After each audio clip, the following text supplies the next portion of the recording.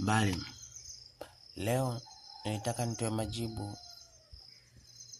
kwa Waislamu wote wanaosema kwamba Uislamu ni dini ya kwanza kuwepo duniani. Mtume anatufundisha kuwa Uislamu ni dini ya mwisho kuwepo duniani. Na ushahidi wangu upo kutoka katika hadithi ambayo imeandikwa na Sunan An-Nasai, hadithi 1368, ni hadithi sahihi.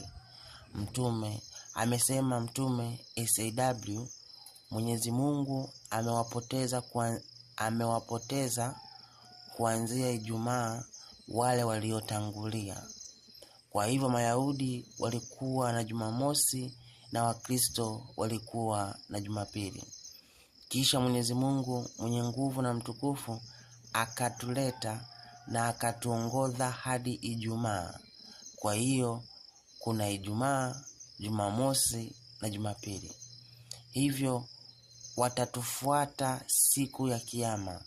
Sisi ni wa mwisho katika watu wa dunia hii, lakini wa kwanza siku ya Kiyama watahukumiwa hukumu mbele ya viumbe vingine vyote.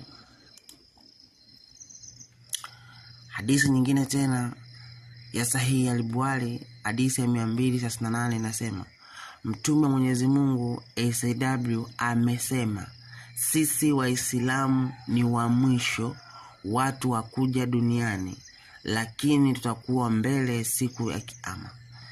Kwa ndugu yangu Muislamu, usidanganywe kwamba manabii na mitume wote walikuwa ni Waislamu, kwa sababu Waislamu ni watu wa mwisho kuja duniani. Hivyo Uislamu ni dini iliyokuja nyuma ya Uyahudi, nyuma ya Ukristo, kwa mujibu wa Mtume Muhammad. Hivyo ndugu yangu Muislamu, okoa roho yako. Hakuna ukweli katika Uislamu. Bila uongo Uislamu ungekuwa umeshakufa siku nyingi. Mungu akubariki.